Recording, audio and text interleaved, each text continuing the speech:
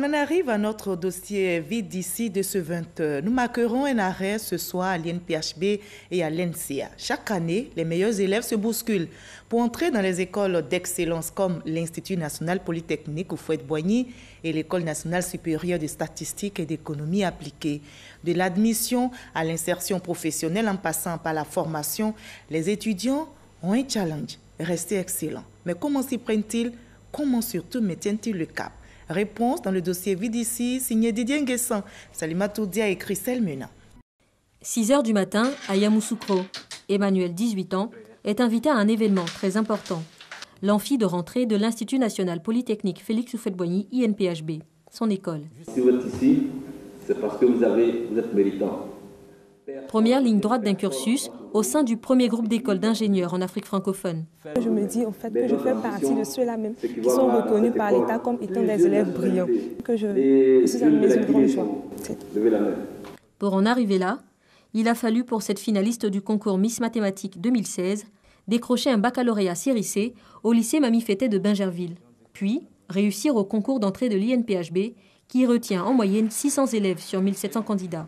Elle entame sa première année de classe préparatoire aux grandes écoles de l'INPHB avec un seul rêve, devenir pilote. La peur a souvent régné, mais je retiens que je suis venue à l'INP, pas pour m'amuser, mais j'ai un objectif, celui de briller et d'être quelqu'un demain. Même envie de réussir chez Abigail. Depuis le Libéria, son pays natal, elle a passé le concours d'entrée à l'ENCA, École nationale de statistique et d'économie appliquée. Elle s'en souvient. Quand j'ai eu mon bac, j'ai préparé le concours pour 2 mois avec mes amis de l'université en statistique, économique et mathématiques.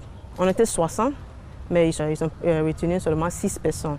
Abigail souhaite retourner travailler au Libéria après l'obtention de son diplôme. Mais que d'étapes à valider pour obtenir ce parchemin.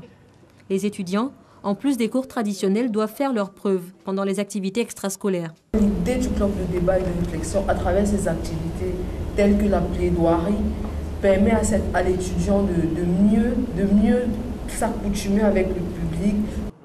À l'INPHB, on étudie dans des bâtiments datant des années 60. Derrière ces vieilles pierres, une pépinière, celle de l'élite du pays. On les forme, transforme, pour atteindre l'excellence à l'image des hauts cadres du continent. Il faut travailler d'arrache-pied pour espérer être parmi les meilleurs. C'est souvent chacun pour soi. La concurrence ici est absolument rude.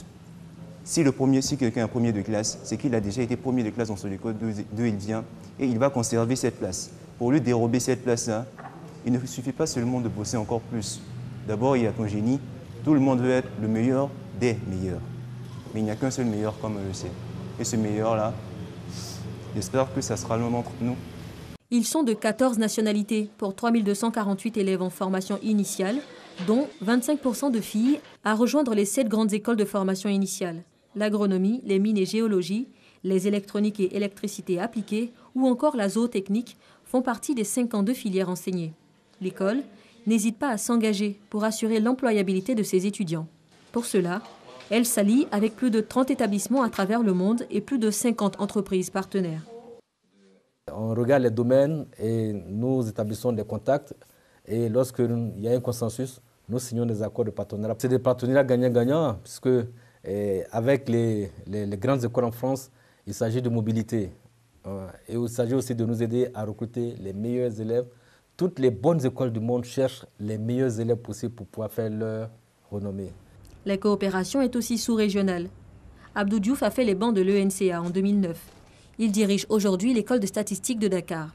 Nous avons un concours commun, un jury commun, des programmes communs et des étudiants africains sont dispatchés dans ces écoles indépendamment de leur origine géographique.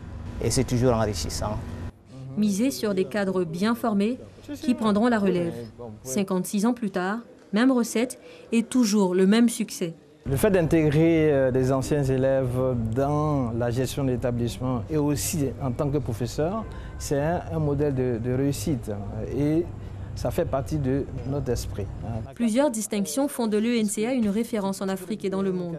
En 2015, la Banque mondiale choisit l'établissement comme son centre d'excellence en Afrique. 10 ans plus tôt, l'UEMOA lui reconnaissait cette même qualité à l'échelle de la sous-région. L'excellence d'enseignement supérieur est définie à partir de plusieurs critères.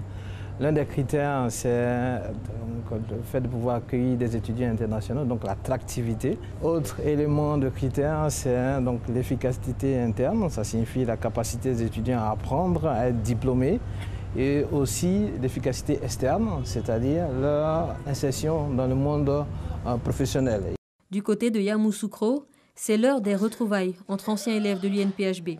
Des rendez-vous réguliers pour se remémorer les années école, mais aussi soutenir la candidature de leurs cadets à certains postes. Nous nous retrouvons très souvent aussi bien donc à Yamoussoukro qu'à Abidjan. C'est surtout donc avec les anciens qui sont donc en entreprise, que ce soit dans le privé ou dans l'administration publique, donc pour pouvoir donc échanger un peu sur les possibilités donc qui puissent nous épauler non seulement dans la formation. Si on a besoin aussi d'aider nos étudiants qui sont avec nous, et soit pour les placer en stage ou bien pour les placements pour des emplois. Être un pôle d'excellence pour former l'élite, améliorer la qualité des enseignements restent entre autres les objectifs à atteindre pour l'INPHB. Les deux établissements représentent des pôles d'excellence. Préserver cette notoriété les 50 prochaines années reste le défi à relever.